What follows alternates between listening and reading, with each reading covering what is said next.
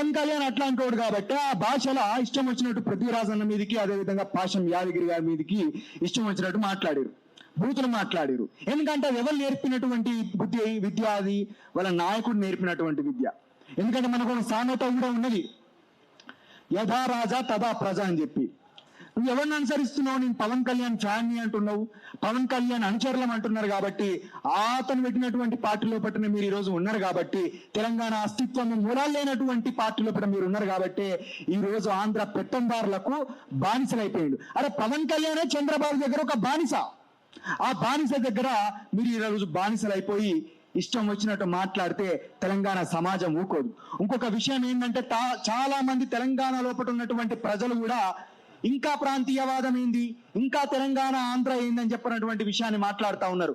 మీకు చాలా విషయాలు తెలివయో అర్థం కాదో, లేకపోతే ఇట్లాంటి సోషల్ మీడియాలో ఉన్నటువంటి స్పెక్యులేషన్స్ వల్ల మీరు అట్లా మాట్లాడుకుంటారో తెలియదు. కానీ ఈరోజు హైదరాబాద్ లోపల అనేకమైనటువంటి ఐటీ కంపెనీలు వచ్చినాయి, మేము ఉద్యోగాలు వేలాది ఉద్యోగాలు లక్షలాది ఉద్యోగాలు ఇస్తున్నామని చెప్పి మాట్లాడుతూ ఉన్నారు. కానీ చెప్పి ఆ ఉద్యోగాలన్నీ ఎవరు చేస్తున్నారు? ఒక్కసారి సంక్రాంతి పండుగ వస్తే, దసరా పండుగ వస్తే ఈ బార్డర్ దాటి ఒక 3-4 లక్షల బండ్లు తెలంగాణ బార్డర్ దాటి అవతలకు పోతాని కార్లే.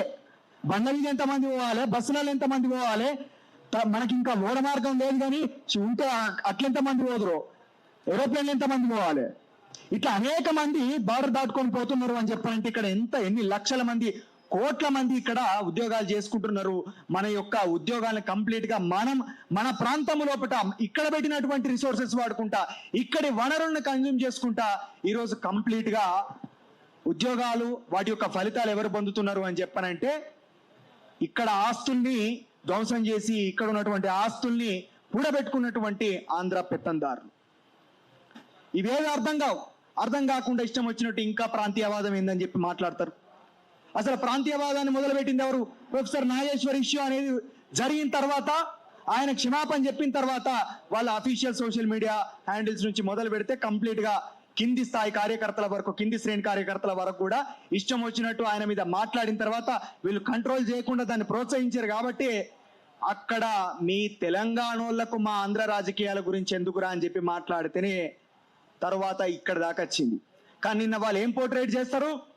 ఇంకా ఆ ప్రాంతాల మధ్య చిచ్చులు పెట్టిందే మీరు కదరా భయ్. ప్రాంతాల మధ్య చిచ్చులు పెట్టినట్టు నిన్న చంద్రబాబు పెట్టినటువంటి మహానాడు లోపల నర్సిరెడ్డి అనేటటువంటి వ్యక్తి తెలంగాణ అనే పదం డిక్షనరీలోనే లేదని చెప్పి ఇష్టం వచ్చినట్టు మాట్లాడింది కదా. ప్రాంతాల మధ్య చిచ్చులు పెట్టేది ఎవర్రా?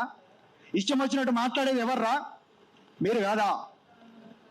ఇక్కడ వాళ్ళని పట్టుకొని ఈ బానిస కుక్కలు ఇష్టం వచ్చినట్టు మాట్లాడడం, పేర్లు అనవసరం. ఇదే హైదరాబాద్ డ్రంక్ అండ్ డ్రైవ్ లా దొరికి తాగిన మత్తుల వందే మాత్రం అని చెప్పి స్లోగన్స్ ఇచ్చుకుంటా, అరే నువ్వు దొరికింది స్వాతంత్రోద్యమంలో కాదురా, డ్రంక్ అండ్ డ్రైవ్ లా మూసుకొని కూర్చో అని చెప్పి పోలీసులు లోపల నూకిరా బాయి. చరిత్ర చదివితే నవ్వుతారు, బొర్లి నవ్వుతారు.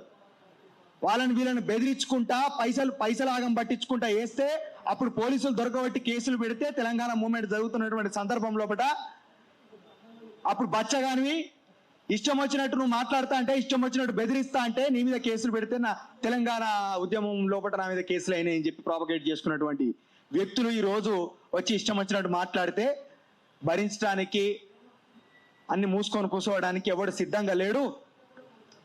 ఇక్కడ గడ్డి పరకలే గడ్డపారలు అయినాయి, గడ్డపారలు దించుతాం కొడక అని చెప్పి కూడా తెలియజేసుకుంటా ఉన్నాం. మేము సహనం గాని రాజ్యాంగబద్ధంగా మాట్లాడింది మేము, రాజ్యాంగ పరిధి లోపట విమర్శ చేసింది మేము, పరిధి దాటి ప్రవర్తించినటువంటి కొడుకుల మీద మాట్లాడింది మేము మాట్లాడిన తర్వాత ఏంద్రా సనాతన ధర్మం గురించి మాట్లాడినారు కదా. సనాతన ధర్మం లోపల 3 పెళ్లిళ్ళు చేసుకోమని ఉన్నదా? సనాతన ధర్మం లోపల ఇష్టం వచ్చినట్టు బూతులు మాట్లాడమని ఉన్నదా? సనాతన ధర్మాన్ని అవమానించడానికి నీకెంత ధైర్యం రా? సనాతన ధర్మాన్ని అడ్డు పెట్టుకొని మొగోడ్రాబాయి 3 పెళ్లిళ్ళు చేసుకుంటాడని చెప్పానంటే అది సనాతన ధర్మాన్ని కించపరిచినట్ట కాదా అనేది మరి ఆ పార్టీ వాళ్ళు కావచ్చు, దాన్ని పేటెంట్ రైట్ తీసుకున్నాం మేము అని చెప్పి చెప్పుకునేటోళ్ళు కావచ్చు, ఒక క్లారిటీ ఇవ్వాలి.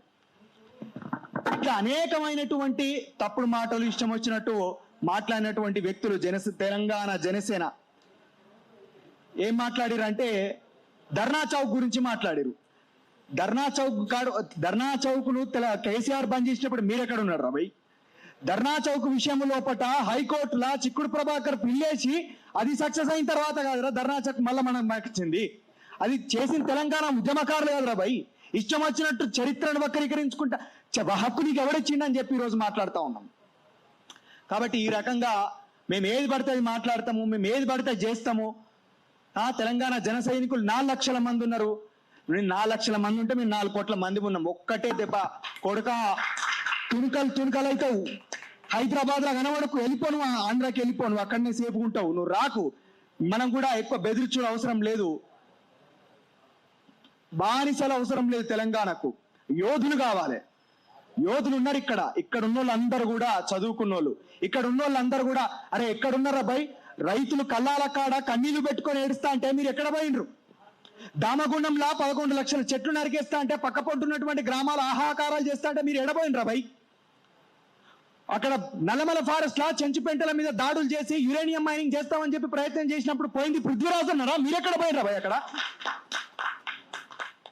వెలుగుమట్ల అన్ని ఇండ్లు కూల్చేసుకుంటే వాళ్ళకి కరెంట్ ఇవ్వకపోతే, వాళ్ళకు నీళ్ళు ఇవ్వకపోతే, వాళ్ళ పిల్లలు చదువుకొని ఇవ్వకపోతే అక్కడికి పోయి రేవంత్ రెడ్డిని ప్రశ్నించింది పృథ్వీరాజు అన్న పాశం యాదగిరి భయ్. మీరెక్కడున్నారు అప్పుడు? కుందర ఘటన ఎత్తుకున్న వాళ్ళందరూ ఇడిచిపెడితే వాళ్ళకి ఆరోగ్యం చెడిపోతే వాళ్ళను హక్కున చేర్చుకొని వాళ్ళని హాస్పిటల్ తీసుకొని పోయి నిన్న కూడా పోయినట్టున్నారు. నిన్న కూడా హాస్పిటల్ తీసుకొని పోయి ట్రీట్మెంట్ చేసింది పృథ్వీరాజు అన్నారా? నువ్వు ఎక్కడున్నావురా?